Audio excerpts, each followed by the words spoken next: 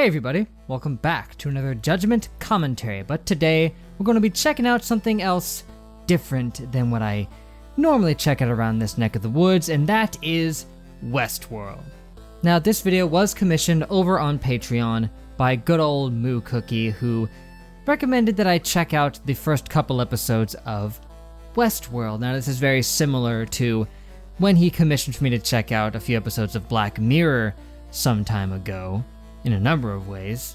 One being that this is a live action type of thing, which is rare for me to make commentaries of. And two, that each episode is very, very long. In fact, with Westworld, each episode is about an hour each, which means that my usual format of checking out 4 episodes, that ain't gonna happen, so it's gonna be cut down to 2 episodes, which would still be a little bit longer than my usual format, but still, I think that should be about good, and it's pretty much what I did with Black Mirror anyway. But anyway, about Westworld, there's not much that I know about it going in, unlike Black Mirror, where I had heard of it, and I remember people talking about it and saying that it was good. I hadn't heard too much about Westworld before Moo Cookie recommended this one to me. I'd heard it come up in, conversations, maybe a few videos here and there talking about it, but I never heard much in detail. I had heard people say that it was good before, but never anything more in-depth than that. But what I do know is that it's a sci-fi drama series that started in 2016, and I believe it's about a futuristic amusement park of sorts. And the series is still ongoing. It's currently in the middle of its 4th season. I think an episode just dropped earlier this week, as a matter of fact, and, well, I don't think I'm gonna just be sitting here and checking out the entirety of Westworld or anything. I mean, at 2 episodes apiece, that would probably take a while. But hey, I think this could be interesting. I always do like checking out new things, and especially things that are a little bit breaking the mold of what I usually check out. It's not exactly something I do frequently, so I think this should be fun. Oh, and by the way, also in a manner similar to when I checked out Black Mirror, I have access to this series on the official streaming service where it is being provided, so please support the official release. Always check out this kind of stuff through official channels when possible. So with that out of the way, let's get started with Season 1, Episode 1, which according to this is an hour and 12 minutes. Son of a gun, we're gonna just have to settle in, Get yourself a snack, guys, maybe something to drink. It's gonna be a night. Let us begin.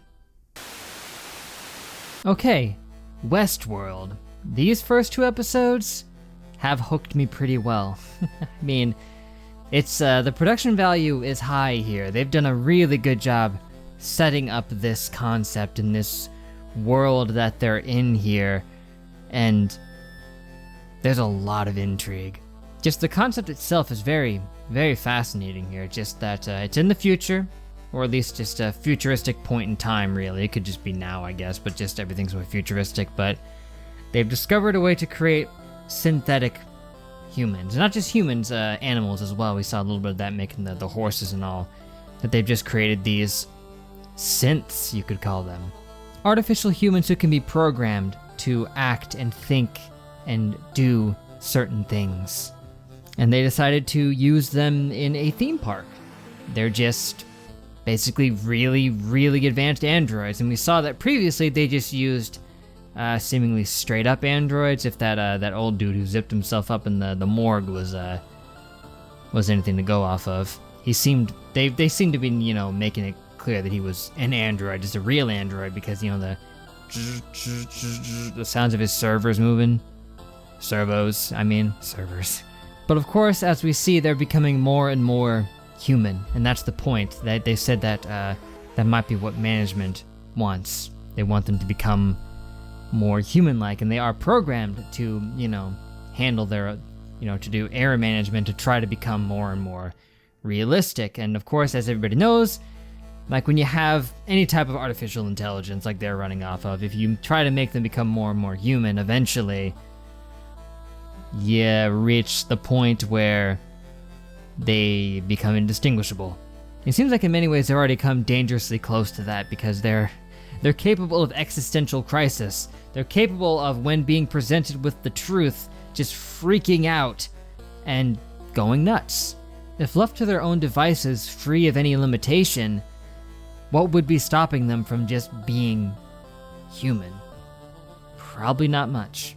And something else not talked about, but I couldn't help but keep thinking about, was just the ethical side of, how you treat these beings. I wouldn't call them creatures like they do. They are beings, more like, is more accurate. But, is it wrong to mistreat them? Because their emotions that they're programmed to replicate are very accurate. They depict them spot on. And it would feel really wrong to harm them or do such horrible, heinous things like some of them have been doing. But of course, just the concept of a theme park like this, where there's a very realistic simulation where you could just go out there and just do whatever you want and just shoot some bad guys and stuff like that. It seems like it would be a very tantalizing concept, but when they've gotten this close, where there's, it's pretty much indistinguishable from it happening in reality, it might lose its edge a little bit with some people.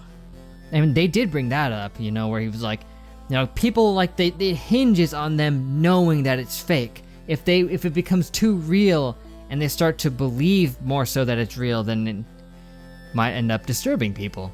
I'm surprised it's not already doing that, because it's pretty dang realistic as it is. With people crying out, screaming and begging for mercy to not be killed, or just crying out in anguish as someone they love is killed, you don't get much more unsettling than that. But so far, I've liked what they've done with this, man. The dialogue and the writing and the acting has been top notch. Very, very well done for the most part, man. They've sold me on this. They've at least nailed the performances and the writing so far. For 2 hours of time, I'd say it was pretty well spent. And then there's this mystery about this veteran player of sorts who's in here, trying to find a deeper level to the game. He says he's been here for decades, right? Trying to, play around with this. And he just now come back and he wants to find this secret level that that he had somehow heard about. Apparently they've just been programming in this secret passageway into finding this, and I wouldn't put it past the guy, given his last speech about how, what brings people back is the meticulous detail, the idea that they'll come back and find something new. And that is a very enticing thing about something like this, right? In video games, the idea that you can come back into a game you've already played 15 times and find something new, that's something people really enjoy. It's one of the reasons people like Earthbound so much, after, playing it 17 times, for a decade, maybe even more for a lot of people, they'll still come back and find new things. So he's right. What can bring people back into an experience is the idea that you can find something new, and apparently he's gone very in-depth with that by hiding a cryptic Easter egg route a la frickin' Call of Duty Zombies. Yeah, honestly, this has been genuinely chilling at times, thought-provoking, and that's always good for a sci-fi drama such as this.